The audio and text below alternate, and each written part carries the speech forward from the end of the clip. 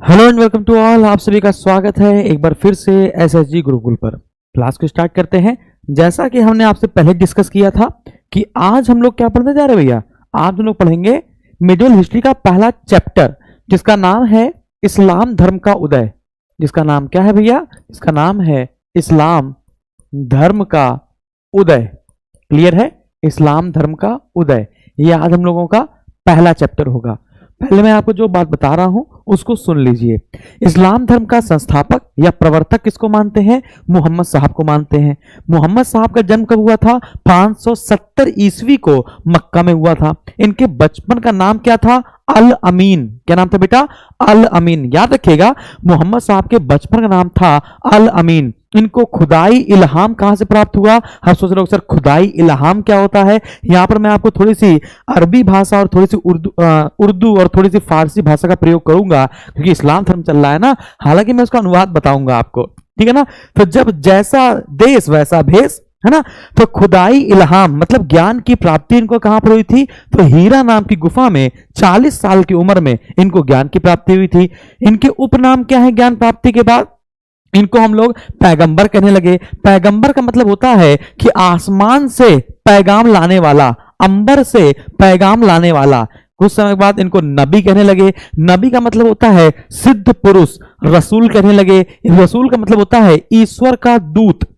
इनको जब ज्ञान की प्राप्ति हुई तो इन्होंने अपना पहला उपदेश किसको दिया था? इन्होंने अपना पहला उपदेश, है ना, अपनी पत्नी खदीजा को दिया था। इन्होंने हिजरत संवत की शुरुआत की थी, हिजरी कैलेंडर की शुरुआत की थी जो 16 जुलाई 622 ईस्वी को शुरू हुआ था। इनकी मृत्यु 632 ईस्वी में हो गई थी। अरे हाँ कि ना? क्लियर है? मोहम्मद साहब का जीवन परिचय जियाउद्दीन बर्नी नाम के इतिहासकार ने लिखा है जिसका नाम है नाट ए मुहम्मदी। क्या नाम है? नाट ए मुहम्मदी। क्लियर है? तो ये हमने आपको बताई नॉर्मल सी चीजें, जो फैक्ट होता है उस पर हम लोग ने बात करी। तो मैंने आपको क्या क्या बताया? मैंने आपको बताया, आराम सुनिएगा, समय की कोई बाउंडेशन नहीं है, आपको पढ़ना अच्छे से, लेकिन समझिएगा। सबसे पहला, इस्लाम धर्म का प्रवर्तक या संस्थापक किसे कहते हैं? तो आपका आंसर आएगा मोहम्मद साहब को। मोहम्मद साहब को। मोहम्मद साहब का जन्म कहां हुआ था? तो मोहम्मद साहब का जन्म 570 ईस्वी में, या कहीं कहीं 571 भी लिखा हुआ है, डरिएगा नहीं। तो 570 ईस्वी में मक्का, ठीक है, मक्का में हुआ था। सऊदी अरेबिया, मक्का में हुआ था। अगला क्वेश्चन कि इनको इनके बचपन का नाम क्या था? इनके बचपन नाम था अल आमीन। अल आमीन इनके बचपन का नाम था। इनके पिता का नाम क्या था? अब्दुल्ला। इनके पिता का नाम क्या था? अब्दुल्ला। माता का नाम क्या था? अमीना। माता का नाम क्या था? अमीना। अमीना। क्लियर है? इनका पालन पोषण इनके चचा जान ने किया था। इनका पालन पोषण इनका चचा जान ने किया था। चचा का नाम था अबू तालिब। क्या नाम था? अबू तालिब। इनके चाचा का नाम क्या था? अबू तालिब। चाचा का नाम अबू तालिब। ठीक है। ज्ञान प्राप्ति, या फिर पहले विवाह करा देते हैं। विवाह एक खदीजा नाम की विधवा व्यापारी से हुआ था, खदीजा से। क्लियर है? इसके बाद खदीजा से विवाह हुआ। ज्ञान प्राप्ति 40 वर्ष की अवस्था में। ज्ञान प्राप्ति स्थान हीरा नाम की गुफा। हीरा नाम की गुफा, है ना। ज्ञान दिया किसने? ज्ञान प्रदान करने वाला व्यक्ति। ज्ञान प्रदान करने वाला व्यक्ति या आयतें प्रदान करने वाला व्यक्ति का नाम है गैब्रियल। गैब्रियल इसका मतलब होता है देव दूत। चलिए, आपको इतनी समझ में आ गई बात, तो मैं आपको एक कहानी सुनाता हूं, समझिएगा। इस्लाम धर्म का संस्थापक मोहम्मद साहब को कहते हैं। इनका पिता का नाम अब्दुल्ला, माता का नाम अमीना था। ये लोग कुरैश नाम के कबीले के थे। आपने सुना होगा ना, कुरैशी होते हैं। हाँ, तो मोहम्मद साहब कुरैश नाम के कबीले से संबंध थे। बचपन में ही इनके माता पिता का निधन हो गया, तो इनका पालन पोषण इनके चचा जान अबू तालिब ने किया था। अबू तालिब के साथ रहकर मोहम्मद साहब या अल आमीन व्यापार करने जाया करते थे। तो अबू तालिब जिसके यहाँ काम करते थे, वो एक कपड़े की व्यापारी थी और उसकी मालिक का नाम खदीजा हुआ करता था। खदीजा को व्यापार में नुकसान हो रहा था, तो खदीजा ने कहा ऐसे बंदे लाइए, है ना, जो अपना प्रॉफिट ना देखें, है ना, कंपनी का प्रॉफिट देखें, हमारा प्रॉफिट देखें, क्योंकि हमारे प्रॉफिट में ही, कंपनी के प्रॉफिट में ही सबका प्रॉफिट है ना। तो मोहम्मद साहब ने कहा, सॉरी अबू तालिब ने कहा कि मेरा भतीजा है, आप उससे काम कराइए, बहुत नेक बंदा है, खुदा का भेजा हुआ बहुत नेक बंदा है। तो मोहम्मद साहब पहुंचे वहां पर और उन्होंने 6 महीने तक काम किया। 6 महीने में व्यापार जो था, कारोबार था, वो जोरों शोरों से बढ़ गया और हर जगह, है ना, इस मोहम्मद साहब की या अल आमीन की तारीफें गूंजने लगी। खदीजा खुश हुई और खदीजा जो 40 साल की थी, इसने 25 साल के अल आमीन मतलब मोहम्मद साहब के सामने विवाह का प्रस्ताव रखा। दोनों में विवाह संपन्न हो गया। विवाह संपन्न होने के बाद जब एक बार कपड़ा बेचने जा रहे थे, तो वो हीरा नाम की गुफा के पास कुछ समय के लिए ध्यान लगाते थे और आराम से बैठकर सोचते थे। तो ध्यान लगा ही रहे थे कि उनकी मुलाकात 40 वर्ष की अवस्था में जिब्राइल नाम के व्यक्ति से हुई। जिब्राइल नाम के व्यक्ति या गैब्रियल नाम के व्यक्ति ने उनको अल्लाह का पैगाम सुनाया और कहा कि अल्लाह एक है, अल्लाह के सिवा इस दुनिया में दूसरा कोई नहीं है और तुम उसके पैगंबर हो। यानी मोहम्मद साहब को कहा कि तुम उसके क्या हो, पैगंबर हो। तो मोहम्मद साहब ने कहा ठीक है, मैं इस चीज का प्रचार प्रसार करूंगा, लेकिन खुलेआम नहीं करूंगा क्योंकि लोग हमारा क्या करेंगे, विरोध करेंगे। तो मोहम्मद साहब राजनीतिक और धार्मिक दोनों में प्रधान हो गए। मतलब राजनीतिक चीजों में भी ये आगे हो गए और धार्मिक चीजों में भी ये आगे हो गए। पैगंबर अपने अनुयायी को मरने से पहले मृत्यु का आनंद लेने का उपदेश देते थे। कि मोहम्मद साहब कहते थे कि देखो एक ना एक दिन तो सबको मर ही जाना है, तो क्यों ना क्यों ये जीवन एक आनंदमय जियो, जो आपको करना है वो करो जिसमें आपको आनंद मिलता हो। तो मरने से पहले, है ना, पैगंबर साहब अपने अनुयायियों को पूरा आनंद लेने का उपदेश दिया करते थे। बुलजले हेग ने इस्लाम के उदय को इतिहासकारों में, है ना, या बुलजले हेग नाम के एक इतिहासकार है, तो बुलजले हेग ने इस्लाम के उदय को इतिहास का एक चमत्कार कहकर पुकारा है। इतनी बात क्लियर है। जब मोहम्मद साहब के अनुयायी बढ़ गए, जब फॉलोवर मोहम्मद साहब के बढ़ने लगे, तो कहीं ना कहीं लोगों को चुड़न हुई और जब ये खुलकर इस्लाम धर्म का प्रचार करने लगे, तो लोगों ने फिर ज्यादा मात्रा में विरोध करना शुरू किया। इतना विरोध करना शुरू किया कि 16 जुलाई 622 ईस्वी को 16 जुलाई 622 ईस्वी को मोहम्मद साहब को मक्का छोड़कर कहां जाना पड़ गया, यसरीब जाना पड़ गया। मक्का छोड़कर कहां जाना पड़ गया, यसरीब जाना पड़ गया। इसी यसरीब का नाम आगे चलकर मदीनतुन्नबी रखा गया और वर्तमान में इसका नाम मदीना है। तो मोहम्मद साहब को मक्का छोड़कर मदीना जाना पड़ा और यही जो समय था, इसी को हम लोग हिजरी संवत यानी कि हिजरी कैलेंडर के नाम से जानते हैं। इस्लाम एक ईश्वरवादी है, यानी कि एक ईश्वर में विश्वास रखता है और 5 उसके विभिन्न अंग माने जाते हैं। वो 5 विभिन्न अंग कौन सा है, कलमा, नमाज, रोजा, जकात और हज। याद रखिएगा, कलमा, जकात, रोजा, हज, कलमा, जकात, रोजा, हज और नमाज। ठीक है ना। तो ये 5 इस्लाम धर्म के प्रमुख अंग हैं। अब कलमा क्या होता है? कलमा का मतलब है कि आपको अल्लाह में, आपको उसके रसूल में, ईश्वर का प्रतिनिधि, उसमें विश्वास करना है, अल्लाह के ऊपर विश्वास करना है और अल्लाह ने जिस पैगंबर को भेजा है उसको विश्वास के साथ मानना है। ला इलाहा इल्लल्लाह मोहम्मद बिन रसूल अल्लाह। बात समझ आ रही है? ये कलमा है। नमाज, प्रत्येक मुसलमान को, जो सच्चा मुसलमान होगा, वो प्रतिदिन 5 बार की नमाज करेगा। जब वो सुबह उठेगा तो उसकी जो नमाज होगी वो फजर कहलाएगी, दोपहर की जो नमाज होगी वो जोहर कहलाएगी, दोपहर के बाद की जो नमाज होगी वो असर कहलाएगी, शाम के समय की जो नमाज होगी वो मगरिब कहलाएगी और रात्रि के समय जो नमाज होगी उसको ऐशा के नाम से पुकारते हैं। तो 5 बार नमाज पढ़नी होगी। जकात क्या होता है? स्वेच्छा से दिया जाने वाला दान ही जकात कहलाता है। प्रत्येक मुसलमान को जितना उसने कमाया है अपनी संपत्ति का 1/40वां भाग, जिसको 2.5% के नाम से जान सकते हो, 1/40वां भाग प्रतिवर्ष दान करना होगा। जकात कोई जबरदस्ती नहीं वसूला जाएगा।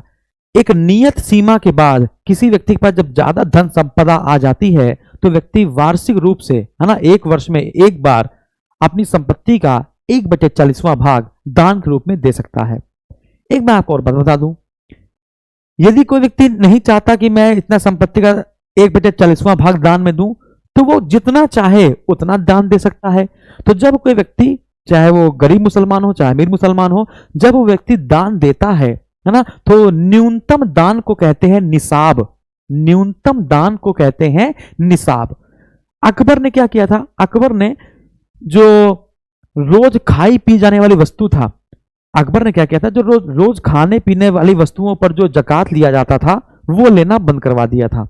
जहांगीर ने आयात निर्यात पर जो जकात लगता था उसको लेना बंद करा दिया था। अरे हाँ कि ना, आयात निर्यात पर जो जकात लिया जाता था वो कितने परसेंट था? 2% था। क्या था भैया? 2% था।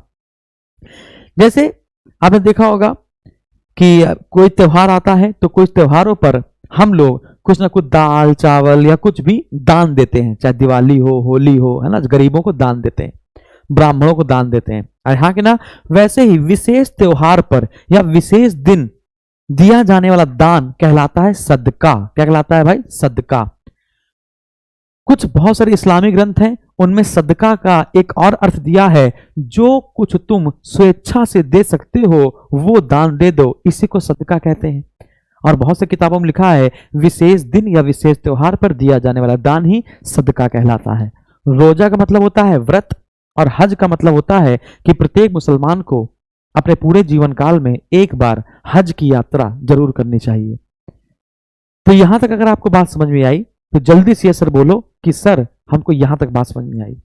अगर आई है तो फटाफट सर बोल दो, तो जितना हमने आपको पढ़ाया है वो लिख देंगे जल्दी से।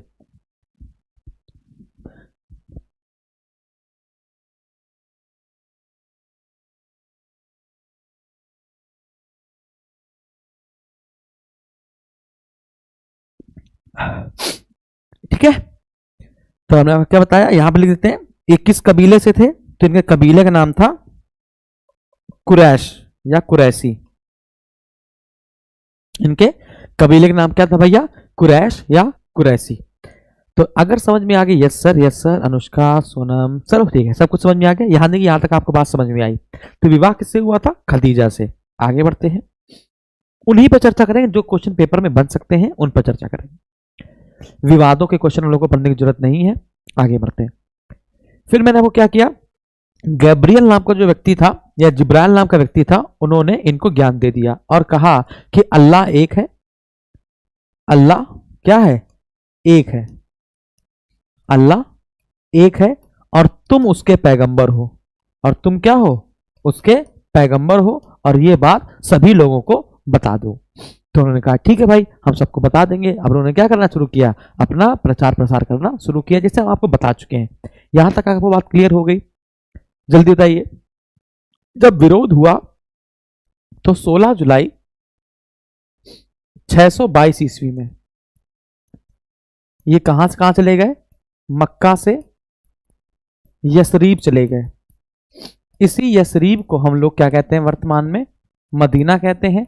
और यही जो अवसर है ये कहलाता है हिजरी संवत। हिजरी का समय या हिजरी कैलेंडर, हिजरी संवत यानी कि हिजरी कैलेंडर कहलाता है। इस्लाम धर्म एक ईश्वर को मानता है, यह एकेश्वरवादी है। यह एकेश्वरवादी है, एक ईश्वर को मानता है। अगला पॉइंट क्या बताना है? एकेश्वरवादी है, साथ ही साथ इसके 5 प्रमुख अंग हैं या स्तंभ कह सकते हैं। 5 प्रमुख स्तंभ हैं। जैसे नंबर 1 कलमा। कलमा का क्या मतलब होता है? अल्लाह और रसूल में विश्वास करना। अल्लाह और रसूल में विश्वास करना। अल्लाह और रसूल में विश्वास करना। दूसरा नमाज, प्रत्येक मुसलमान को 5 बार नमाज करनी चाहिए। प्रत्येक मुसलमान को 5 बार क्या करना चाहिए भाई? 5 बार नमाज करनी चाहिए। ये 5 बार नमाज कौन कौन सी होती है? फटाफट लिख लो। फजर, जोहर, असर, लिख देता हूं मैं, फजर, जोहर, असर। यहां पे लिखते रहना, फजर जो है वो सुबह की है, ये दोपहर की है, ये दोपहर के बाद की है, बाकी मगरिब शाम के समय और ऐशा रात्रि के समय। ठीक है, मगरिब और ऐशा। तो ये क्या है? रात्रि के समय, ये क्या है? शाम के समय, ये क्या है? दोपहर के पश्चात, ये क्या है? दोपहर के समय, और ये क्या है? प्रातः काल। तो ये हो गई आपकी 5 नमाजें। अगला रोजा, जिसको हम लोग कहते हैं व्रत। अगला हज, ठीक है, यात्रा, मक्का मदीना की यात्रा। और जो 5वां हमने आपको बताया वो है जकात। 5वां जो हमने बताया वो क्या है? जकात। चलिए जकात पर चर्चा कर लेते हैं कि जकात क्या होता है। जकात पर चर्चा कर लेते हैं कि आखिर ये जकात क्या होता है। तो धनी मुसलमानों की आय से, धनी मुसलमानों की आय से, धनी मुसलमानों की आय से लिया जाने वाला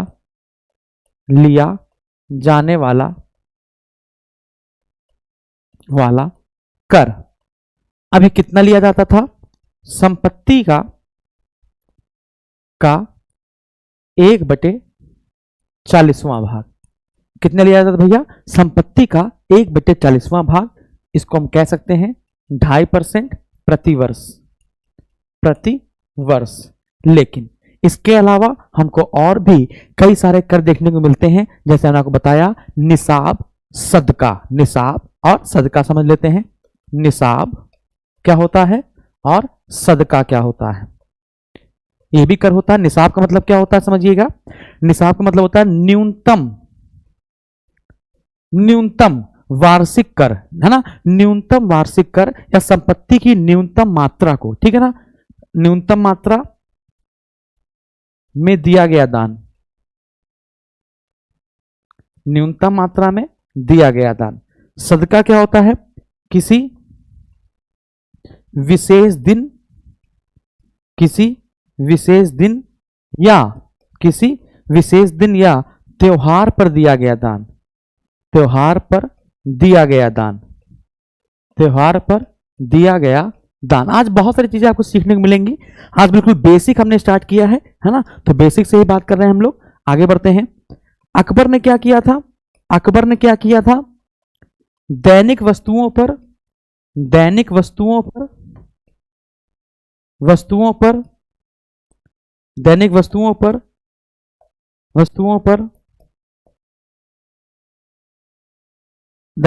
पर लिया जाने वाला कर, लिया जाने वाला जकात समाप्त कर दिया था, समाप्त कर दिया था।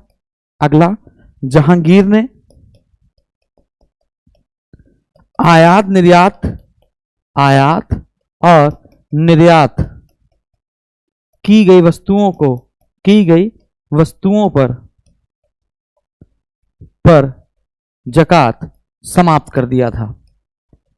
क्लियर है? तो ये दोनों बात आपको याद रखनी है। जब आपका मेंस का क्वेश्चन होगा तब आपसे सब पूछा जाएगा। क्लियर है? तो आयात निर्यात की जाने वाली वस्तुओं पर जकात किसने समाप्त किया था? जहांगीर ने। जबकि दैनिक चीजों का, यानी रोज जो चीजें उपयोग में लाई जाती हैं उन पर जो टैक्स लिया जाता था, उनको जो समाप्त किया था वो कौन था भैया? अकबर था। क्लियर है? तो कुरान में सदका मतलब क्या होता है? कुरान में सदका का मतलब होता है जो कुछ तुम अपनी स्वेच्छा से दान दे सकते हो, उसको हम लोग क्या कहते हैं? सदका कहते हैं। तो अभी तक मैंने आपको जितना बताया वो मैंने लिख भी दिया है। अभी तक मैंने आपको जितना भी बताया वो लिख दिया है। इस्लाम धर्म का उदय बता दिया हमने आपको। अगला, हमने आपको इनके बारे में बता दिया, 5 स्तंभ बता दिए, और ये 5 स्तंभ में मैंने आपको जकात भी बता दिया। अभी जजिया पर ही बात करेंगे आगे चलकर। आगे बढ़ते हैं, नेक्स्ट पॉइंट पे आते हैं। इस्लाम धर्म जो है वो अवतारवाद, मूर्ति पूजा और जाति पाति का विरोधी है। समझिएगा, ये अवतारवाद को नहीं मानता, मूर्ति पूजा को नहीं मानता, जाति पात को नहीं मानता, लेकिन कर्म कांड को मानता है। यानी कि कर्म कांड को भी नहीं मानना चाहिए, लेकिन इस्लाम कर्म कांड को मानता है। अरे हाँ कि ना, लेकिन पुनर्जन्म को नहीं मानता, कर्म कांड को मानता है, पुनर्जन्म को नहीं मानता, याद रखिएगा। अच्छा, आपको एक बात तो समझ में आ गई, यानी कि इस्लाम धर्म पहले आया है, धर्म पहले आया है, और इस्लाम धर्म को जब लोगों ने मानना शुरू किया है तब कहीं पर एक राज्य की स्थापना हुई है। अरे हाँ कि ना, तो धर्म पहले आया है और इस धर्म के आधार पर राज्य बाद में बनाया गया है। ये बात समझ में आ रही है, क्लियर है? तो इस धर्म में आस्था रखने वाला पहला समुदाय कौन सा था? मैं पूछ रहा हूं कि इस्लाम धर्म की संकल्पना है ना पहले जन्मी थी और राज्य का स्वरूप बाद में स्पष्ट हुआ था। तो इस्लाम में आस्था रखने वाला पहला प्रारंभिक समुदाय या संगठित समुदाय किसको कहते हैं? तो आपका आंसर आएगा उम्मत। क्या कहलाता है भैया? उम्मत। उम्मत लिख दे रहा हूं मैं। इस्लाम में आस्था, इस्लाम में आस्था रखने वाला, इस्लाम में आस्था रखने वाला पहला संगठन या समुदाय, पहला संगठन या समुदाय का नाम क्या था? तो आपका आंसर आएगा उम्मत नाम था। क्या नाम था भैया? उम्मत नाम था। क्लियर है? अच्छा, अब एक समझिएगा कि अब ये जो इस्लाम धर्म को जो लोग मान रहे हैं है ना, उससे जो राज्य बनेगा वो कैसा राज्य होगा? एक धर्म प्रधान राज्य होगा। अब धर्म प्रधान राज्य होगा तो इसमें शासन किसके आधार पर चलेगा? धर्म के आधार पर चलेगा। और धर्म की समय सबसे बड़ी पुस्तक कौन सी है? कुरान, है ना। तो कुरान ही राज्य का क्या होगा? संविधान होगा। और ये जो राज्य होगा वो शरीयत के अनुकूल चलेगा। किसके अनुकूल चलेगा बेटा? शरीयत के अनुकूल चलेगा। अब आप सोच रहे होंगे सर ये शरीयत क्या होती है? एक और परेशान कर दिया आपने। शरीयत, शरीयत कई ग्रंथों का समुच्चय है। शरीयत क्या होती है समझिएगा। शरीयत कई ग्रंथों का क्या होता है? समुच्चय होता है, समूह होता है। कुरान, हदीस, इजमा, कयास। कुरान, हदीस, इजमा और कयास। आराम समझिए, ठीक है ना। कुरान क्या है आप सभी को पता है। कुरान जो शब्द है वो इकरा नाम के शब्द से आया है। तो इकरा शब्द से आया है कुरान। इकरा का मतलब होता है पाठ करो। क्या होता है मतलब इसका? पाठ करो, है ना। तो जो कुरान शब्द है वो इकरा से बना हुआ है और इसमें इल्म ए अल्लाह, ईश्वर को सब यानी अल्लाह को सबसे ऊपर रखा गया है। इस कुरान में टोटल 114 अध्याय हैं जिनको हम लोग सूरा के नाम से जानते हैं। क्लियर है? हदीस क्या होता है? हदीस को हम लोग सुन्ना के नाम से भी जानते हैं। मोहम्मद साहब जिसको पैगंबर कहा जाता है, पैगंबर से जुड़ी सभी परंपराओं को, है ना, पैगंबर की याद में क्या क्या बनाई गई हैं, पैगंबर का दैनिक जीवन क्या था, है ना, ये सारे क्रियाकलाप आपको मिल जाएंगे हदीस में। इजमा क्या होता है? इजमा, है ना, वो काजी, वो मौलवी, या फिर ऐसे कह सकते हैं कि इस्लाम धर्म पर खोज करने वाले, इस्लाम धर्म को और बारीकी से जानने के लिए बहुत सारे धर्म आचार्य हुए हैं। तो धर्म आचार्यों ने जो भी कानून बनाया है उसको इजमा कहते हैं। और ये कयास क्या होता है ना, कयास का मतलब होता है तर्क शास्त्र, है ना, रीजनिंग की एज कॉमन सेंस। क्लियर है? तो कॉमन सेंस मतलब तर्क शास्त्र। रीजनिंग होती है ना कि जो देखा है क्या वो तुमने सही देखा है। किसी अगर तुमने एक चीज देखी, दो चीज देखी, तो क्या तुम तीसरी चीज का आकलन कर सकते हो, है ना। तो सादृश्यता के आधार पर, देखने के आधार पर तर्क शास्त्र लगाना, है ना, ये कहलाता है आपका कयास, है ना। तो ये तीनों बात आपको समझ में आ गई हैं। तो मैं आपको बता देता हूं जल्दी से। तो कुरान में आते हैं। तो जो कुरान शब्द है, ये जो शब्द है ये इकरा से आया है। किससे आया है? इकरा से आया है। और इकरा का मतलब होता है पाठ करो, है ना। किसका? अल्लाह का। किसका पाठ करो? अल्लाह का। क्लियर है? अगला, हदीस का मतलब क्या होता है? हदीस को हम लोग सुन्ना के नाम से जानते हैं। हदीस को हम लोग सुन्ना के नाम से जानते हैं। और हदीस में क्या दिया गया है? पैगंबर के क्रियाकलाप, है ना, स्मृति शब्द, ये सब दिए गए हैं, है ना। तो मोहम्मद साहब से जुड़ी क्रियाकलाप, जुड़ी क्रियाएं, उनकी स्मृति, उनके क्रियाकलाप, है ना, ये सब आपको देखने को मिलेंगे हदीस में। अगला इसका क्या है, इजमा है। इजमा धर्माचार्यों के द्वारा, धर्माचार्यों के द्वारा बनाए जाने वाले कानून, बनाए जाने वाले कानून। और कयास क्या है, कयास क्या है, सादृश्यता के आधार पर, सादृश्यता के आधार पर तर्क का ज्ञान। क्लियर है? तो ये है आपका शरीयत। इतनी बात आपको समझ में आ गई। यानी कि जो इस्लामिक राज्य होगा उनके संविधान किसको मानेंगे, कुरान को मानेंगे, और वो अपना सारे कानूनी दांव पेच जो है वो किसके आधार चलाएंगे, शरीयत के आधार पर चलाएंगे। किसके आधार पर चलाएंगे भैया, शरीयत के आधार पर चलाएंगे। क्लियर है? तो क्वेश्चन बनता है कि बताइए सबसे पहला वंश कौन सा था, या सबसे पहला समुदाय कौन सा था, या सबसे पहला इस्लामिक राज्य कौन सा था। उस इस्लामिक राज्य के खत्म होने के बाद कौन सा इस्लामिक राज्य आया। बात समझ आ रही है? तो अब हम लोग देखेंगे शरीयत को मानने के लिए समय समय पर बनाए गए, है ना, क्या पंथ, या फिर कह सकते हैं वंश, या कह सकते हैं समुदाय। ठीक है ना? लिखेंगे शरीयत के आधार पर, शरीयत के आधार पर बनने वाले पंथ, है ना। तो आपको 4 पंथ देखने को मिलेंगे, मालक, सफी, हनबल और हनीफा। ठीक है, फिर से बोल दे रहा हूं मैं। सबसे पहला जो देखने को मिलेगा मालक, सफी, हनबल, मालक, सफी,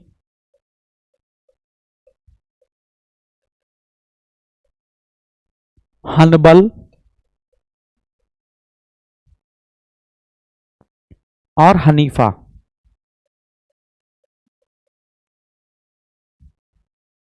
जिसमें सर्वाधिक प्रसिद्ध कौन सा समुदाय हुआ, तो सर्वाधिक प्रसिद्ध समुदाय हुआ आपका हनीफा पंथी। सबसे प्रसिद्ध जो समुदाय हुआ था, है ना, जिसने कट्टरता से शरीयत का पालन किया था, वो कौन सा था संप्रदाय था, हनीफा संप्रदाय था। याद रखिएगा, तो मैं आपको आगे चलकर दिल्ली सल्तनत पढ़ाऊंगा, तो दिल्ली सल्तनत की जितनी भी फाइनेंशियल पॉलिसीज थी, वित्तीय नीति थी, वो सारी सारी वित्तीय नीति हनीफा पंथी यानी हनीफा संप्रदाय से ही ली गई थी। याद रखिएगा, हनीफा संप्रदाय से ही जो भी नियम लिए गए हैं वो दिल्ली सल्तनत में वित्तीय कारखानों पर या वित्तीय संप्रदायों पर या वित्तीय प्रशासन पर पूरी तरीके से लागू रहेंगे। क्लियर है? और जो भी शरीयत का पालन नहीं करता था, जो व्यक्ति शरीयत का पालन नहीं करता था, जो इस्लामिक राज्य शरीयत का पालन नहीं करता था, उसके विरुद्ध फतवा जारी हो जाता था, उसके खिलाफ एक्शन लिया जाता था। यहां तक आपको बात समझ में आई? जल्दी बताइए फटाफट, है ना। तो यहां तक आपको बात समझ में आई, तो यहां पर लिख लेते हैं, इसी समुदाय की वित्तीय नीति का प्रयोग दिल्ली सल्तनत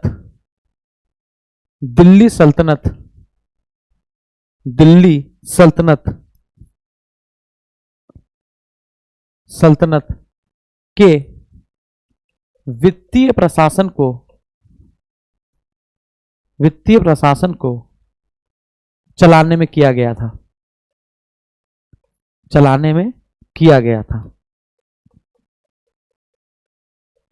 क्लियर है? अरे हाँ कि ना, जल्दी बताइए। तो यहां तक आपको बात समझ में आई, इस्लाम धर्म के उदय की बात आपको समझ में आई। क्लियर है? अब आगे बढ़ा जाए, आगे बढ़ते हैं। अब हम लोग को यहां पर समझना है कि खलीफा कौन होता है, उलेमा कौन होता है। ये सब आपको बात समझ में आ रही है कि नहीं आ रही है? बेटा ये सर बोला करो जल्दी से। ये सर आप बोलते हो तो हमको लगता है कि ठीक है, आप यहाँ तक सारी बातें समझ में आ गई हैं, और नहीं बोलते हो तो लगता है कि कुछ ना कुछ डाउट है। अगर डाउट भी हो तो पूछ सकते हो। वैसे अभी तक मैंने ऐसी कोई शब्द नहीं बोला जो आपको डाउट पैदा करते। अरे हाँ कि ना? क्लियर है? आगे अब हम लोग देखेंगे कि दिल्ली सल्तनत में ये शरीयत की कितनी बात मानी जाती थी। अब हम लोग को देखना है कि दिल्ली सल्तनत में शरीयत की स्थिति क्या थी। दिल्ली सल्तनत में शरीयत की स्थिति,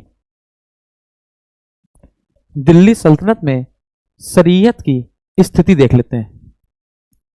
दिल्ली सल्तनत में शरीयत की स्थिति देख लेते हैं। सबसे पहले समझिएगा, दिल्ली सल्तनत में कुछ ऐसे शासक हुए जिसने शरीयत के आधार पर ही अपना नियम कानून चलाया, शरीयत के आधार पर ही अपने साम्राज्य को चलाया, लेकिन बहुत सारे ऐसे राजा हुए जिन्होंने शरीयत को बिल्कुल माना ही नहीं। अरे हाँ कि ना? तो सबसे पहले वो राजा बताना है आपको कि जिसने अपने पूरे साम्राज्य में, दिल्ली सल्तनत में सिर्फ और सिर्फ शरीयत के आधार पर ही साम्राज्य को चलाया। तो आपका आंसर आएगा फिरोज शाह तुगलक। सबसे पहले आंसर किसका आएगा? फिरोज शाह तुगलक, है ना? तो आंसर लगाएंगे, पहले पॉजिटिव वे में देख लेते हैं। तो पॉजिटिव वे में आ जाएगा फिरोज शाह तुगलक। पॉजिटिव वे में कौन सा आ जाएगा? फिरोज शाह तुगलक। पॉजिटिव वे में कौन सा आ जाएगा? फिरोज शाह तुगलक। एक कहानी सुनाते हैं। फिरोज शाह तुगलक के समय एक व्यक्ति था, इसका नाम था रुकनुद्दीन। क्या नाम था भैया? रुकनुद्दीन। तो रुकनुद्दीन नाम का एक मेहदी था। मेहदी का मतलब है कि समझ जाइए एक निम्न वर्ग का व्यक्ति, ठीक है। तो फिरोज शाह तुगलक के समय रुकनुद्दीन नाम का एक गरीब मुसलमान हुआ करता था, लेकिन फिरोज शाह तुगलक ने उस रुकनुद्दीन मेहदी को फांसी या मृत्यु दंड दे दिया। क्यों?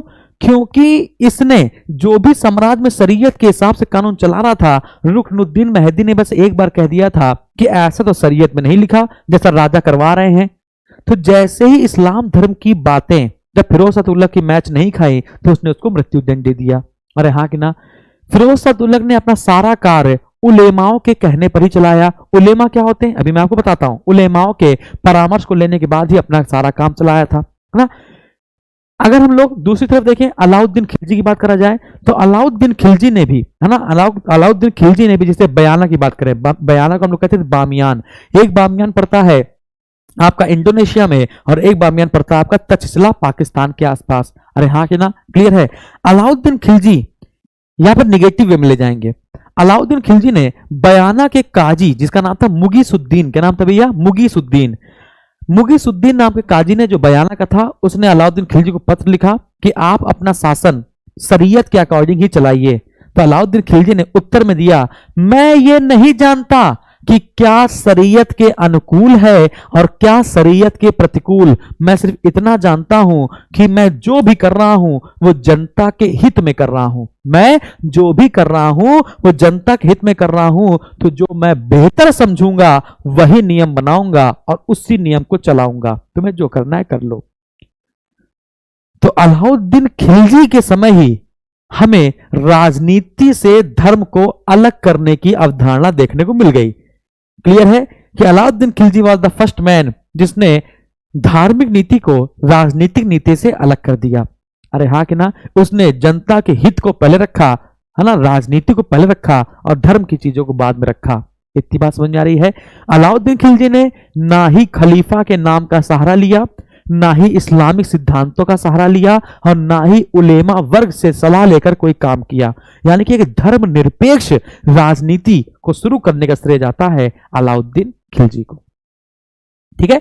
तो फिरोज शाह तुगलक ने शरीयत के हिसाब से लाया था और रुकनुद्दीन मेहदी को क्या कर दिया था भैया? मृत्यु दंड दे दिया था। मृत्यु दंड दे दिया था, है ना? क्योंकि इसकी बात इस्लाम से, इसकी बात मैच नहीं करती थी।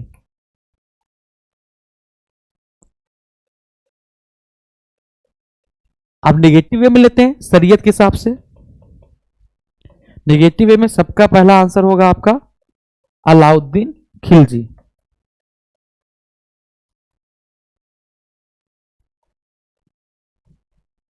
बयाना के काजी मुगीसुद्दीन ने चेतावनी दी। तो अलाउद्दीन खिलजी ने उत्तर दिया, है ना? जो मैं बेहतर समझूंगा जनता के हित में होगा। मैं नहीं जानता क्या चीज शरीयत के अनुकूल है, क्या चीज शरीयत के प्रतिकूल है, मैं जनता के में जो समझूंगा वैसे नियम बनाऊंगा और उसी को पालन करूंगा। तो अलाउद्दीन खिलजी, ये पहला उदाहरण है, पहला उदाहरण धर्मनिरपेक्ष राजनीति का, धर्मनिरपेक्ष राजनीति का। यह पहला उदाहरण आपको मिलता है अलाउद्दीन खिलजी देखने में, धर्मनिरपेक्ष राजनीति का। यदि यहां तक आपको बात समझ में आई तो जल्दी से सर बोलो। आज हो सकता है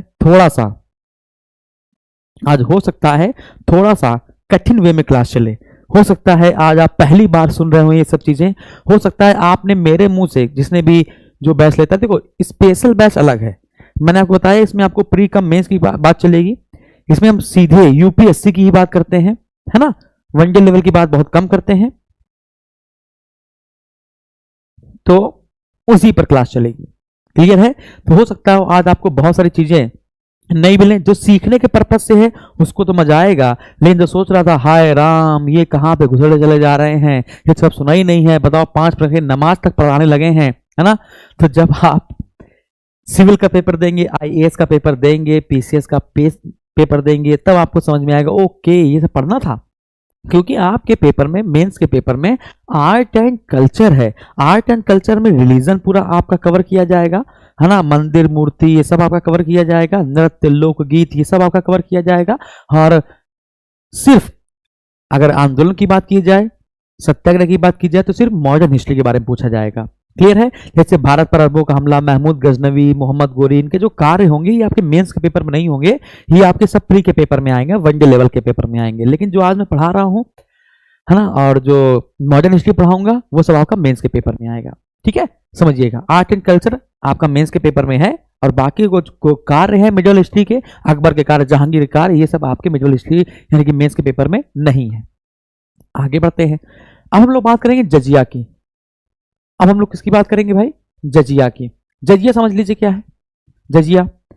भारत पर पहला मुस्लिम हमला किया था मोहम्मद बिन कासिम ने। समझिएगा, भारत पर पहला मुस्लिम हमला किया था मोहम्मद बिन कासिम ने। किसने किया था भैया? मोहम्मद बिन कासिम ने किया था। अच्छा, एक शब्द बताना हूं मैं आपको, एक शब्द मैं आपसे पूछता हूं, एक शब्द मैं पूछता हूं, शब्द है जिम्मी।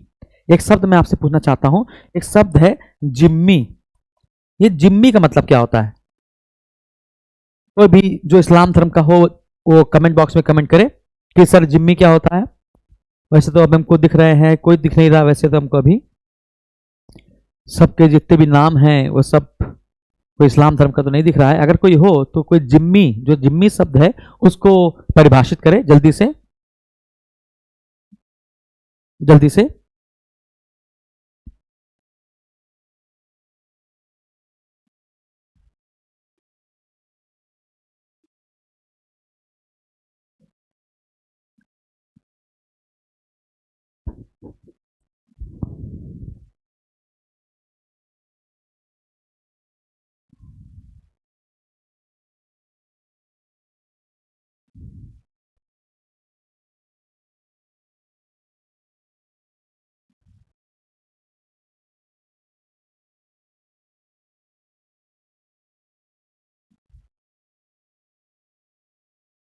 तो थोड़ा जल्दी बताओ। नहीं पता, सीधे सीधे, हाँ सीधे सीधे आंसर दिया बच्चों, हाँ कि नहीं पता, नहीं पता, ठीक है। बेगम, लवर, नहीं नहीं। जिम्मी का मतलब समझिए क्या होता है। जिम्मी का मतलब कोई इस्लामिक राज्य है, समझिएगा, इस्लामिक राज्य है, ठीक है, इस्लामिक राज्य।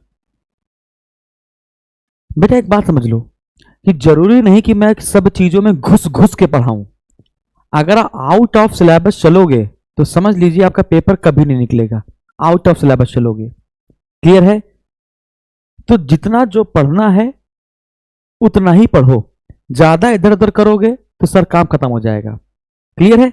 हाँ, तो अगर आपको लगता है कि मैं कुछ ड्रॉप करता हूं या छोड़ता हूं, या आपको लगता है कि मैं बहुत ज्यादा डीप पढ़ा रहा हूं, तो जो आपको लगता है मैं डीप पढ़ा रहा हूं उसको काट लो, और जो तुम्हें लगता है कि मैं बहुत हल्का पढ़ा रहा हूं उसको अपने मन से भी पढ़ लो भाई। क्लियर है? हमारे हिसाब से जो इंपॉर्टेंट होगा मैं उसको पढ़ा दूंगा। चलिए, इस्लामिक समझिए, जिम्मी का मतलब क्या होता है? इस्लामिक राज्य में रहने वाले, इस्लामिक राज्य में रहने वाले वे लोग वे लोग जो इस्लाम धर्म के नहीं हैं, इस्लाम धर्म के नहीं हैं, अर्थात अर्थात गैर मुसलमान, अर्थात गैर मुसलमान। क्लियर है?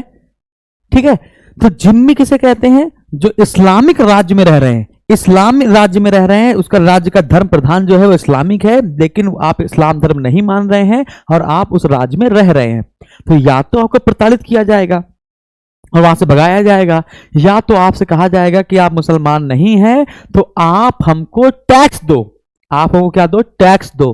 तो इस्लामिक राज्य में रहने वाले जिम्मियों से यानी गैर मुसलमानों से लिया जाने वाला कर क्या कहलाता है भाई?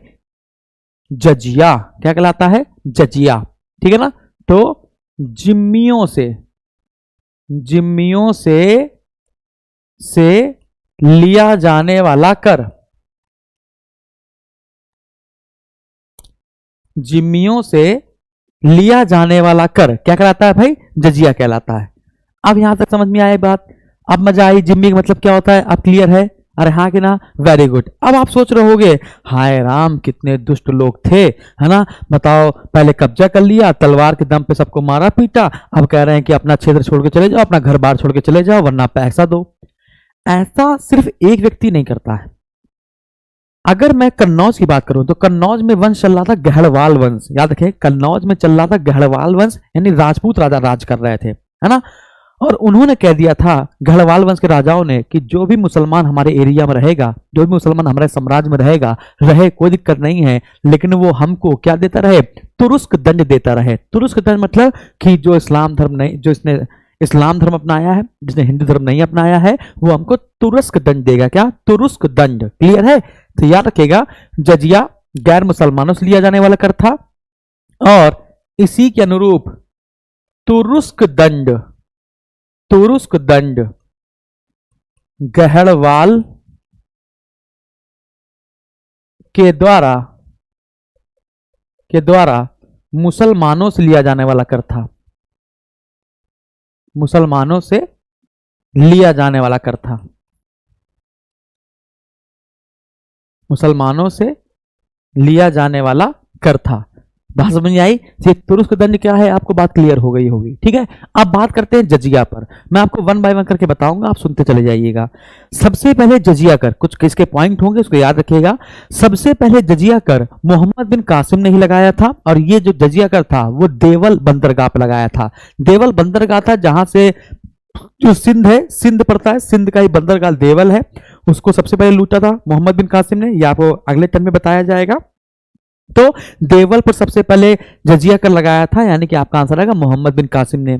फिर बलबन ने जब बलबन गद्दी पर बैठा तो बलबन ने ब्राह्मणों पर जजिया कर लगाने की बात कही। लगाया नहीं, ब्राह्मणों पर जजिया कर लगाने की बात कही, लेकिन फिरोज शाह तुगलक ने ब्राह्मणों पर जजिया कर लगा दिया, जिसके लिए दिल्ली में सभी ब्राह्मणों ने मिलकर भूख हड़ताल भी करी। तो दिल्ली के नागरिकों ने कहा कि राजा साहब आप इन ब्राह्मणों से कर मत लो, हम इनका कर अपने पैसे से चुका देंगे। क्लियर है? फिर सिकंदर लोधी ने भी जजिया कर जोरों शोरों से लगाया। बहमनी साम्राज्य के राजा अलाउद्दीन हसन, ये भारतवर्ष का पहला मुसलमान शासक था जिसने हिंदुओं से जजिया कर ना लेने का आदेश दिया था। बहमनी शासक अलाउद्दीन हसन। कश्मीर में सबसे पहले जजिया कर लगाया था सिकंदर शाह ने, लेकिन कश्मीर का अकबर जिसको कहा जाता है वो है जैनुलाब्दीन, 1420 से 1470 तक, है ना, ये कश्मीर में शासन किया था। क्लियर है? इसने जजिया कर को निषेध कर दिया था, यानी जजिया कर को हटा दिया था। गुजरात में सबसे पहले जजिया कर अहमद शाह के काल में लगाया गया था। शेर शाह सूरी के शासन काल में जजिया को नाम बदलकर नगर कर दिया गया था। नगर कर, सिटी टैक्स कर दिया गया था। अकबर ने 1564 में जजिया कर समाप्त करवा दिया था, लेकिन 1575 में फिर लगा दिया गया, और 1579-80 में जब इसने मजहर की घोषणा की थी तो फिर से इसको समाप्त करवा दिया। औरंगजेब ने 1679 में जजिया कर फिर से लगवा दिया, है ना, लेकिन आगे चलकर जब जहांदार शाह, जिसको लंपट मूर्ख कहते हैं, यदि आपको सारे मुगल काल के राजा की सूची नहीं याद है तो पहली क्लास जरूर देखिएगा, इंट्रोडक्शन वाली, उसी से समझ में आने वाला है ना, कि राजा हुए थे कि नहीं हुए थे। तो औरंगजेब ने 1679 में जजिया कर फिर से लगा दिया था, लेकिन जहांदार शाह का वजीर था जुल्फिकर खां और असद खां, इन लोगों के कहने पर जहांदार शाह ने जजिया कर को समाप्त करा दिया। फर्रुख सियर ने भी जजिया कर को 1713 में हटा दिया था। और हाँ कि ना, पूरी तरीके से जजिया कर को हटाने का श्रेय जाता है मोहम्मद शाह को, जिसको रंगीला के नाम से जानते हैं। मोहम्मद शाह ने 1720 में, जिन्होंने जयपुर राज्य की स्थापना की थी, सवाई राजा जयसिंह, उनके अनुरोध पर मोहम्मद शाह ने पूरी तरीके से जजिया को समाप्त करवा दिया और उसके फिर जजिया का भी नहीं लगा। क्लियर है? तो हम लोग जजिया पर बात कर ली। अब हम लोग जजिया के बाद खलीफा पर बात करेंगे कि खलीफा कौन होता है, फिर उलेमा पर बात करेंगे कि उलेमा क्या होता है। तो खलीफा और उलेमा को पढ़ने के बाद हम लोग सीधे आ जाएंगे भारत पर इस्लाम का प्रभुत्व, भारत पर इस्लाम का प्रभुत्व, और सीधे फिर नेक्स्ट से टॉपिक शुरू हो जाएगा मोहम्मद बिन कासिम का भारत पर हमला।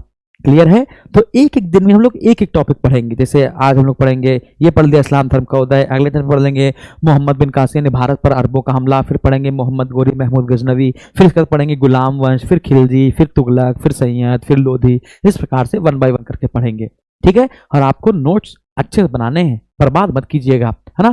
तो जजिया के बारे में हम लोग देखते हैं एक नए सिरे से। ठीक है ना? चलो यही बता देते हैं, क्या दिक्कत है, यही बता देते हैं। चलिए यही पर बता देते हैं। जैसे पहला, सर्वप्रथम जजिया कर, सर्वप्रथम जजिया कर, जजिया कर मोहम्मद बिन कासिम ने, सर्वप्रथम जजिया कर मोहम्मद बिन कासिम ने देवल पर लगाया, देवल में लगाया। ये पहली बात हो गई। अगला क्वेश्चन, बलबन ने ब्राह्मणों पर जजिया लगाने की बात रखी, जजिया लगाने की बात कही।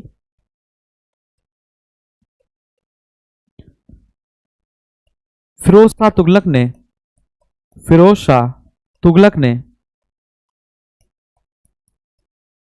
ने ब्राह्मणों पर जजिया कर लगा दिया, ब्राह्मणों पर जजिया कर लगा दिया, ब्राह्मणों पर जजिया कर लगा दिया।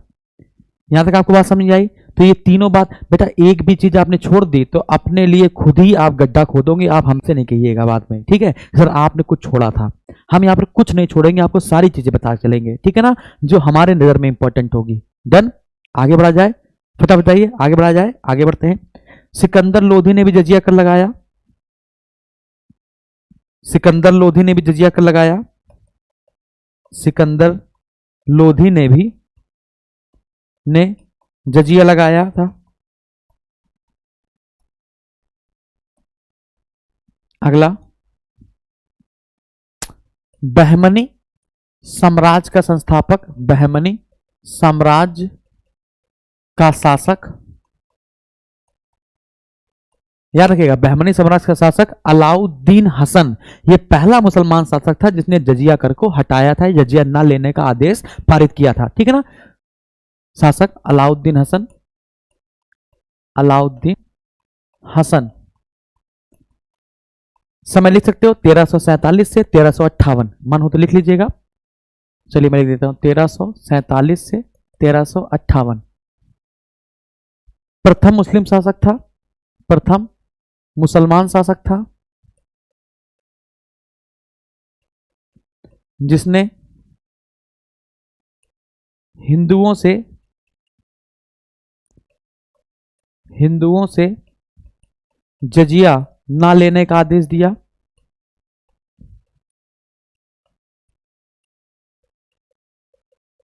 जजिया ना लेने का आदेश दिया। अगला पॉइंट, गुजरात में अहमद शाह ने जजिया कर लिया था, गुजरात में अहमद शाह ने लिया था। कश्मीर में जजिया कर किसने वसूला था भैया? कश्मीर में जजिया कर किसने वसूला था? सिकंदर शाह ने। समाप्त किसने करवा दिया था? कश्मीर के अकबर जैनुलाब्दीन ने। ठीक है ना? तो कश्मीर में सिकंदर शाह ने, कश्मीर का शासक था, सिकंदर शाह ने जजिया लगाया, जबकि कश्मीर का अकबर कहे जाने वाले शासक, कश्मीर का अकबर कहे जाने वाले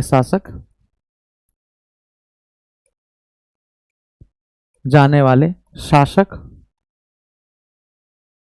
जैनुलाब्दीन ने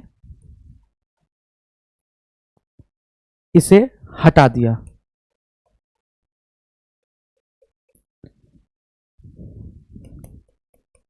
गुजरात में जजिया अहमद शाह ने लगाया, गुजरात में जजिया अहमद शाह ने लगाया, गुजरात में जजिया अहमद शाह ने लगाया।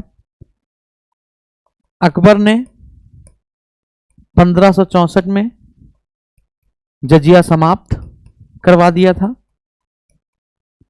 लेकिन 1575 में पुनः लागू हुआ। 1579 में फिर से समाप्त करवा दिया, जब इसने मजहर की घोषणा करी थी। औरंगजेब ने 1679 में जजिया पुनः शुरू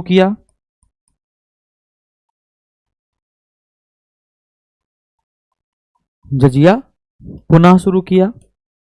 औरंगजेब के बाद जहांदार शाह ने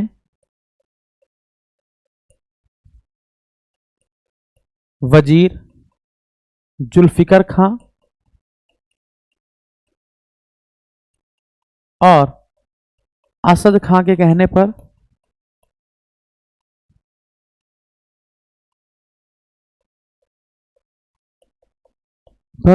जजिया हटा दिया।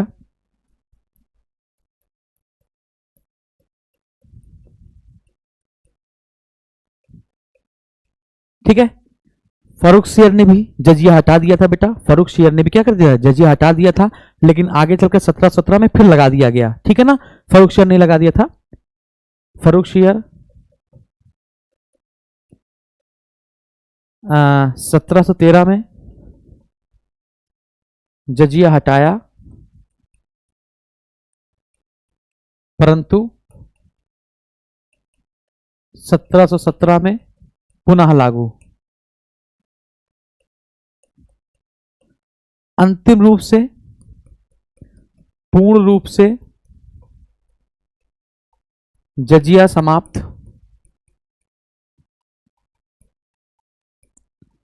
मोहम्मद शाह रंगीला के समय। मोहम्मद शाह रंगीला के समय जयपुर के राजा सवाई राजा जयसिंह के अनुरोध पर, सवाई राजा जयसिंह के अनुरोध पर। तो इस प्रकार से हम लोगों ने किस पर बात करी? पूरी तरीके से जजिया की बात करी। किसकी बात करी हम लोगों ने? पूरी तरीके से जजिया की बात करी। अरे हाँ कि ना? ठीक है, आगे बढ़ा जाए। तो हम लोगों ने जजिया को देखा। अभी तो मैं कुछ समय के लिए आपको लिख लिख कर आराम से समझा रहा हूं, बोल रहा हूं, फिर लिख रहा हूं, फिर बोल रहा हूं, फिर लिख रहा हूं। जब आपकी हमारी ट्यूनिंग और अच्छी मैच कर जाएगी, मॉडर्न हिस्ट्री आते आते, है ना, या कुछ समय और बीतते बीतते, तो फिर मैं बोलूंगा और आप सुनेंगे, मैं बोलूंगा आप सुनेंगे। क्लियर है? वेरी गुड, आगे बढ़ते हैं। तो यहां तक आपको बात समझ में आ गई हो तो जल्दी से सर बोलो। जजिया, यहां पर ये क्वेश्चन है, फिर ये क्वेश्चन है और फिर ये क्वेश्चन है जजिया से। आगे बढ़ा जाए। अब हम लोग बात करेंगे कि खलीफा क्या होता है। खलीफा और उलेमा पर बात करेंगे। खलीफा और उलेमा वर्ग, खलीफा और उलेमा वर्ग। ठीक है, तो सबसे पहले हम लोग उलेमा वर्ग पर देख लेते हैं। सबसे पहले मैं आपको उलेमा वर्ग देख लेता हूं। उलेमा वर्ग छोटा सा है। उलेमा, जो भी राजा गद्दी पर बैठता था, समझिएगा, जो भी राजा गद्दी पर बैठता था तो गद्दी पर बैठने के बाद उलेमाओं के कहने पर ही वो सारे निर्णय लिया करता था। उलेमाओं के कहने पर ही वो सारे निर्णय लिया करता था। आप इस प्रकार से समझ सकते हैं कि जो उलेमा होते थे उनको हम लोग धर्म का नेता कहते थे।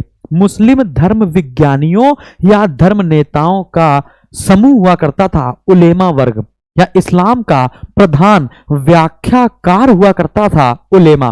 बात समझ आ रही है? उलेमा मिल्लत का प्रतिनिधित्व करता था।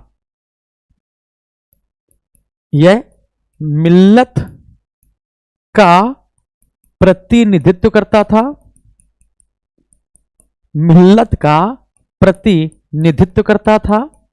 आप एक क्वेश्चन फंसा, ये मिल्लत क्या है? तो मिल्लत का अर्थ है मुस्लिम भाईचारा। मुस्लिम भाईचारे को बढ़ाने का कार्य करता था। समझ में आ गया? तो उलेमा मुस्लिम भ्रातृत्व यानी मुस्लिम भाईचारे को बढ़ाने का काम करता था उलेमा। और उलेमा वर्ग होता कौन सा था? है ना, धर्म नेता, धर्म प्रधान, धर्म व्याख्याकार। क्लियर है? ये होते थे उलेमा वर्ग। बात समझ में आ रही है? क्लियर है? अच्छा, गयासुद्दीन बलबन ने दो प्रकार के उलेमा बताए हैं, उल्मा ए अखीरात, उल्मा ए दुनिया। उल्मा ए अखीरात की ये प्रशंसा करता है और उल्मा ए दुनिया की बलबन बहुत बुराई करता है ना। आमिर खुसरो कहता है कि धर्म नेता कहने के लिए धर्म नेता थे उस समय, काजी जो थे वो कहने के लिए धर्म नेता थे, उलेमा कहने के लिए धर्म नेता थे। आता न जाता चुनाव चिंचाता था, न्यायिक पद को स्वीकार कर लेते थे ये काजी, है ना। और इनसे भ्रष्ट और इनसे अज्ञानी व्यक्ति आपको कहीं देखने को नहीं मिल सकता था। अरे हाँ कि ना? क्लियर है? सुल्तान से अपेक्षा की जाती थी कि जो भी उलेमा वर्ग कहेंगे, धर्म के प्रधान होते हैं, शरीयत के हिसाब से कानून चलाना होता है, नियम चलाने होते हैं, तो सुल्तानों से अपेक्षा की जाती थी कि उलेमा वर्ग का कहना मानेंगे और उलेमा वर्ग के कहने पर चलेंगे। जैसे बहराम शाह जो है वो इल्तुतमिश का बेटा है। बहराम शाह इल्तुतमिश का बेटा है। तो बहराम शाह ने क्या किया? बहराम शाह जब गद्दी पर बैठा तो आप ये कह सकते हो कि आप ये कह सकते हो कि बहराम शाह रजिया सुल्तान का भाई समझ लेते हैं, ठीक है ना। तो बहराम शाह ने रजिया सुल्तान उसके पति को मरवा दिया था, अल्तुनिया को, है ना। तो सुल्तान बहराम शाह जो था वो उलेमा वर्ग का सहयोग पाकर ही गद्दी पर बैठा था। और मिन्हाज उस सिराज नाम के इतिहासकार को जनता के सामने भेजा कि जाओ भड़काओ धार्मिक भाषण दो और ये बता दो कि हम जो शासन चला रहे हैं वो शरीयत के आधार पर ही चला रहे हैं। इतनी बात समझ में आ रही है? क्लियर है? अगर आई तो बात समझ में आ गई। किस एक व्यक्ति ने उलेमाओं की धज्जियां उड़ा दी थी? तो एक ही व्यक्ति जो हमने शुरुआत में बताया था, अलाउद्दीन खिलजी। अलाउद्दीन खिलजी ने कहा, कौन उलेमा? मैं नहीं जानता किसी उलेमा को। मैं एक संतुलन की अवस्था बनाऊंगा, ना तो किसी का वर्चस्व होगा और ना ही कोई बहुत डर के रहेगा। अलाउद्दीन खिलजी ने इन उलेमा वर्ग के लोगों की गतिविधियों को बहुत कम कर दिया था। उसने एक बार यह भी स्टेटमेंट दे दिया, मैं उलेमाओं को राज की नीति निर्धारित करने नहीं दूंगा। अलाउद्दीन ने उल्मा को नमाज पढ़ने वालों की सेना का पुकारा है। मोहम्मद बिन तुगलक पहला ऐसा सुल्तान था जिसने उलेमा को न्याय की परिधि के अंदर रख दिया था। समझिएगा, मोहम्मद बिन तुगलक एक ऐसा व्यक्ति था जिसने उलेमा वर्ग को न्याय की परिधि के अंदर ला दिया था। मतलब यदि उलेमा वर्ग से, यदि किसी धर्म नेता से कोई गलती हो जाती है तो उसके खिलाफ भी शिकायत हो सकती है। समझा गया? तो मोहम्मद बिन तुगलक का ये बहुत बड़ा स्टेप था। जब ये इतना बड़ा स्टेप उसने उठाया कि उलेमा वर्ग के लोगों को, धर्म के नेताओं को भी जब इसने न्याय की परिधि के अंदर लाके खड़ा कर दिया, तो जो सामान्य जनता थी वो तो खुश हो गई, लेकिन जो कट्टर इस्लाम धर्म के लोग थे, जो उलेमा वर्ग का सपोर्ट कर रहे थे, वो गुस्सा आ गए। जब वो गुस्सा गए तो मोहम्मद बिन तुगलक को लगा कि लगता है हमको कुछ नया करना पड़ेगा, ठीक है ना। तो मोहम्मद बिन तुगलक ने सभी खलीफाओं के पास गया और खलीफाओं से खिलहत प्राप्ति करी, है ना, और खलीफाओं से कहा कि अपना पैर हमारे सर पर रख दो, है ना, ताकि जितने भी मुसलमान, जितने कट्टर मुसलमान हमारा विरोध कर रहे हैं वो शांत हो जाएं। नहीं, फिर भी कुछ हुआ नहीं और मोहम्मद बिन तुगलक एक असफल शासक हुआ। हालांकि दिमाग बहुत था, अलाउद्दीन खिलजी जैसा वो बनना चाह रहा था, लेकिन किस्मत ने उसका साथ नहीं दिया। अरे हाँ कि ना, ठीक है।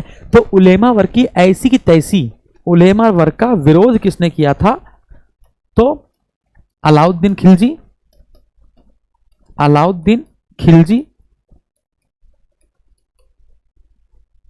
ठीक है ना। बताया था हमने आपको, धर्मनिरपेक्ष राजनीति अपनाई थी,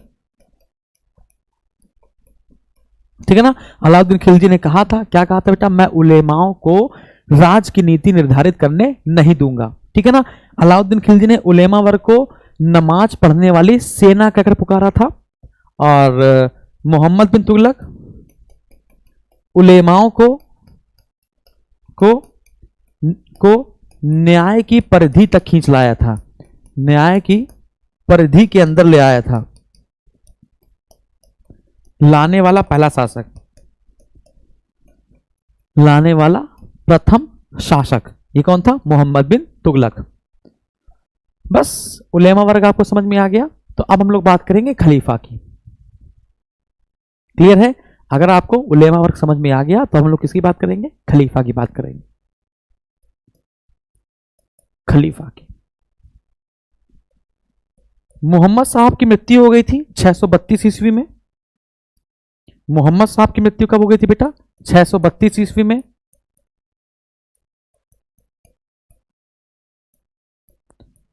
मोहम्मद साहब की मृत्यु हो गई थी 632 ईस्वी में। लेकिन मोहम्मद साहब मरने से पहले ये नहीं बता गए कि मेरे मरने के बाद इस गद्दी पर बैठेगा कौन, मेरे मरने के बाद इस गद्दी पर बैठेगा कौन, ये नहीं बता गए। अरे हाँ कि ना, क्लियर।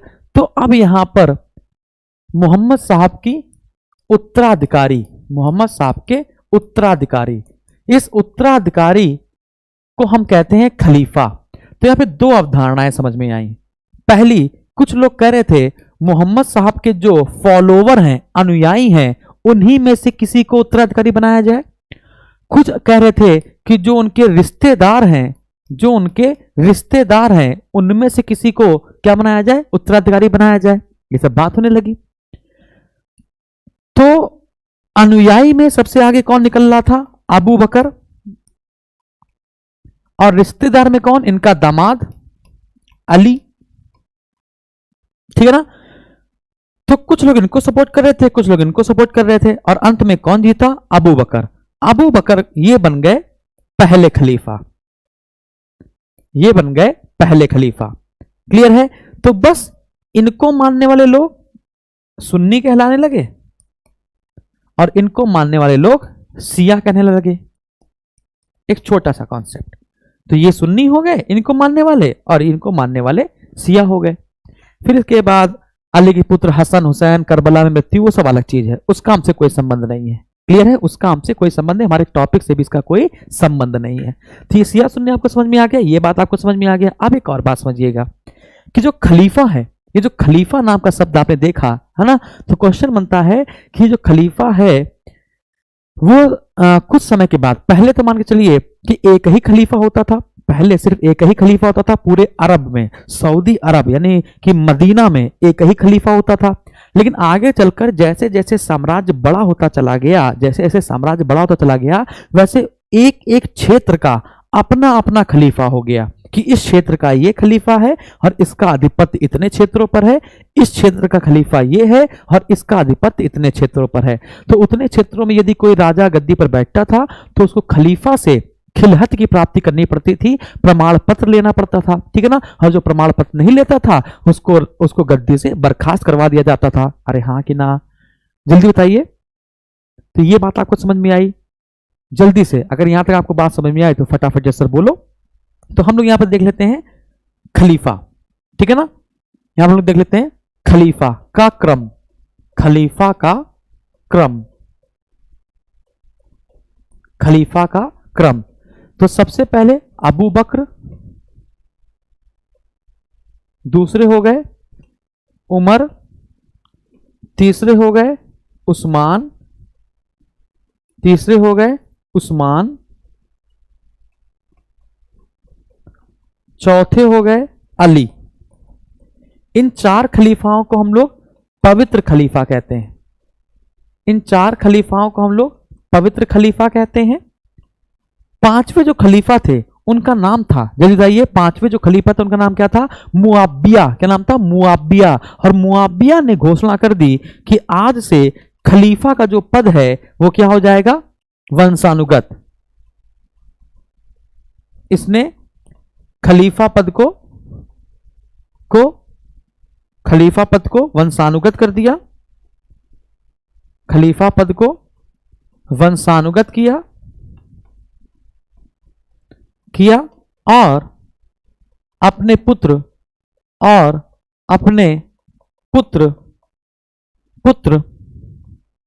यजीदा को उत्तराधिकारी घोषित कर दिया। अपने पुत्र यजीदा को उत्तराधिकारी घोषित कर दिया। आई विश यहां तक आपको बात समझ में आई। तो अबू बकर, उमर, उस्मान और अली, इन चार खलीफाओं को बेटा हम लोग पवित्र खलीफा कहते हैं। इतनी बात आपको याद रखनी है। अरे हाँ कि ना? लेकिन क्वेश्चन क्या बनता है समझिएगा। क्वेश्चन ये बनता है कि इन सब लोगों ने अपनी जो राजधानी थी वो क्या रखी थी? इन सब लोगों ने अपनी राजधानी रखी थी मदीना, क्योंकि मदीना चले गए थे ना। इन सब की राजधानी थी मदीना, लेकिन अली ने अपनी राजधानी परिवर्तन कर ली थी। अली ने अपना राजधानी परिवर्तन कर लिया था और इसने सीरिया की जो वर्तमान में राजधानी है दमिश्क, उसको पहले कहते थे कूफा। क्या कहते थे? कूफा। ये बना ली इसने, राजधानी परिवर्तित करके क्या बना ली? कूफा, यानी दमिश्क को अपनी राजधानी बना लिया था। क्लियर है भाई? इसने ही बैटल ऑफ ऊंट को हिंदी में क्या कहते हैं? ऊंट को इंग्लिश में क्या कहते हैं? ऊंट को कैमल, है ना? तो बैटल ऑफ कैमल भी अली ने ही लड़ी थी। इसको हम लोग से कोई संबंध नहीं है। क्लियर है? यहां तक आपको बात समझ में आई तो जल्दी से अस्तर बोलो कि अस्तर यहां तक आपको बात समझ में आ गई है ना? और भी कुछ मुआविया खलीफा। ओके, हाँ, एक और बात हमने बताया ना, कुछ समय के बाद कुछ क्षेत्रों को मिलाकर एक नया खलीफा बनने लगा था। तो जैसे ये जो खलीफा है, ये जो खलीफा का क्रम है, एक हमने ये बता दिया, ये सब मदीना के खलीफा हैं। ये सब कहां खलीफा है? मदीना, अरेबिया के खलीफा हैं। लेकिन कुछ समय के बाद एक नए वंश के खलीफा बनने लगे, अब्बासी वंश के खलीफा। अब्बासी वंश के खलीफा, ठीक है ना? अब्बासी वंश के खलीफा। अगर हम लोग अब्बासी वंश के खलीफा की बात करें तो अब्बासी वंश में टोटल 37 खलीफा हुए हैं और पहला अब्बासी खलीफा था अबुल अब्बास। इन अब्बासी खलीफाओं ने अपनी राजधानी बगदाद बनाई थी। क्या बनाई थी भैया? बगदाद बनाई थी। मतलब इराक यानी बगदाद के पूरब का जो क्षेत्र होता था, यानी जो भी व्यक्ति उत्तर भारत में राज कर रहा होता था, वो बगदाद के खलीफा से खिलत की प्राप्ति करेगा। लेकिन जो इधर से पश्चिम में जो भी राजा बनेगा वो मदीना के खलीफाओं से खिलत की प्राप्ति करेगा। बात समझ आ रही? नॉर्मल सा है, ज्यादा कठिन नहीं है भाई। जितना आप लोग समझ रहे हैं उतना कठिन नहीं है, नॉर्मल सा है। क्लियर है? तो राजधानी बगदाद। तो जब भी मैं उत्तर भारत पढ़ा रहा हूं तो उसमें आपको कहेंगे बगदाद के खलीफा से उपाधि ली, तो आप समझ जाइएगा। कुल 37 खलीफा हुए थे और प्रथम खलीफा था अबुल अब्बास।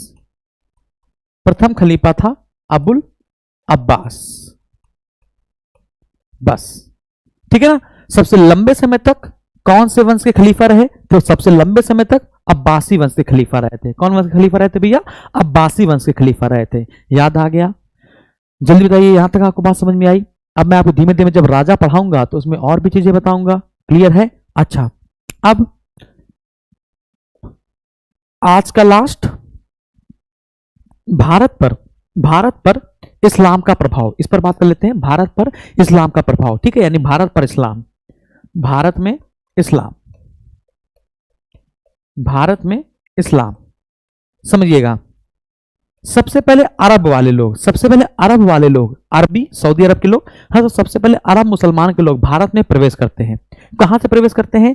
केरल में जो मालाबार तट है वहां से अरब के मुसलमान भारत में प्रवेश करते हैं व्यापार करने के लिए। व्यापार करते हैं, धीमे धीमे वहीं की महिलाओं के साथ विवाह करते हैं, और उसके बाद जो बाहर से मुसलमान आए उन्होंने महिलाओं के साथ विवाह कर लिया। उनसे जो संतानें पैदा हुई, उन्हीं संतानों को हम लोग कहते हैं मोपला संतानें। क्या कहते हैं बेटा? मोपला। तो जो मोपला विद्रोह हुआ था आगे चलकर 1921 में, वो समझ में आ गया। तो मोपला किसे कहते हैं? अरे हाँ कि ना? क्लियर है। 875 में हमको एक अभिलेख मिला जहां से पता चलता है तमिलनाडु के राजा, है ना, यानी तमिलनाडु में एक जगह है मदुरई, मदुरई के राजा ने मुसलमानों के यहां पर शरण दी थी। ये सारे मुसलमान अरब के मुसलमान थे। मुसलमानों के बसने का सबसे प्राचीन साक्ष्य हमको कोरोमंडल का तट ही मिलता है, मतलब तमिलनाडु का तट ही मिलता है। ठीक है। एक अरबी लेखक है जिसका नाम है अल इस्तरबी। अल इस्तरबी ने कहा है राष्ट्रकूट साम्राज्य में मुसलमान रहते थे क्योंकि वहां पर बहुत सारी जामाए मस्जिद हमको देखने को मिलती हैं राष्ट्रकूट वंश के समय की। केरल में एक वंश चल रहा था जिसका नाम था पेरुमल वंश। पेरुमल वंश का एक शासक था जिसका नाम था चेरमान पेरुमल। चेरमान पेरुमल को इस प्रकार से अरबी मुसलमानों ने भर दिया कि उसने हिंदू धर्म को छोड़कर इस्लाम धर्म अपना लिया और अपना नाम अब्दुल रहीम सामरी कर लिया। अब्दुल रहीम सामरी कर लिया। फिर मक्का की यात्रा पर निकल गया और वहीं से अपने अनुयायियों को, अपने उत्तराधिकारियों को शिक्षा दी कि सभी मुसलमान, जो भी मुसलमान आए उसका स्वागत करना, है ना, और जो वो कहें उनकी बात मानना, उनको दुख मत पहुंचाना। अरे हाँ कि ना? क्लियर है? ठीक है। फिर धीमे धीमे मुसलमानों का क्रम भारत में होता रहा, आता रहा। फिर नए वंश की स्थापना होती रही। लेकिन भारत में तुर्क साम्राज्य की स्थापना करने का श्रेय जाता है मोहम्मद गोरी को। किसको जाता है? गोरी को। बहुत सारे वंश आपको देखने को मिलेंगे, गजनी वंश, सामानी वंश, सल्जूक वंश, ईरान में ख्वारिज्म साम्राज्य, ठीक है, ये सब आपको देखने को मिलेंगे। अभी आपको ये बात समझ में आई? तो भारत में इस्लाम, तो अरबी मुसलमान ये सब आए थे, अरबी मुसलमान आए थे मालाबार तट पर व्यापार के लिए, व्यापार के लिए। महिला से विवाह,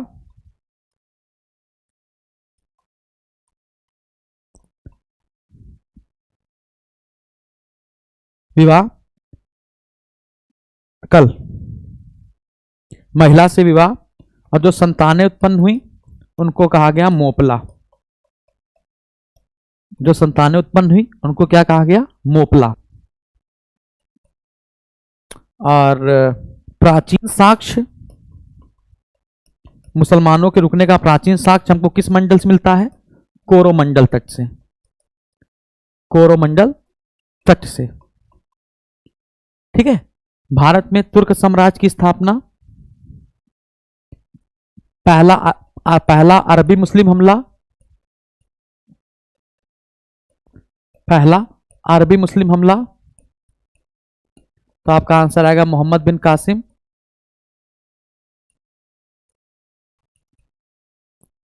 पहला तुर्की मुस्लिम हमला,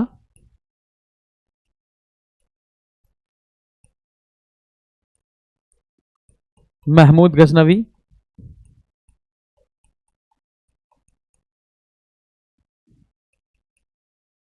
भारत में तुर्क साम्राज्य का संस्थापक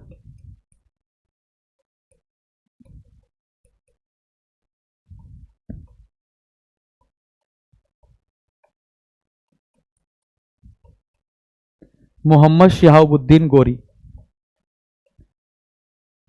ठीक है, समाप्त आज का लेक्चर। क्लियर है? तो यहां से अगर आपको सारी बात समझ में आई है तो फटाफट सर बोल दो। तो जो अगला टॉपिक होगा वो होगा भारत पर। अगला टॉपिक भारत पर, भारत पर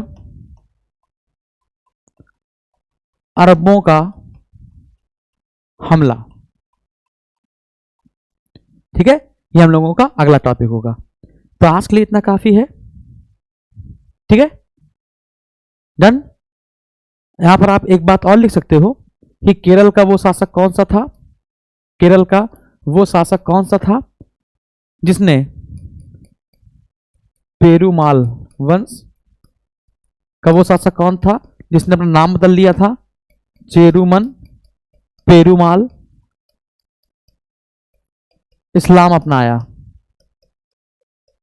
इस्लाम अपनाया, और इस्लाम अपनाने के बाद इसने अपना नाम क्या रख लिया था? हाँ ठीक है, हाँ बताइए कि चेरुमन पेरुमाल ने अपना नाम बदलकर क्या रख लिया था? तो आपका आंसर आएगा अब्दुल रहीम सामरी। क्या बेटा? अब्दुल रहीम सामरी। लिख देता हूं यहां पे, अब्दुल रहीम सामरी। चलिए डन। तो आज के लिए इतना काफी है, मिलते हैं फिर अगले टर्न पे। कोई समस्या हो तो बताइएगा।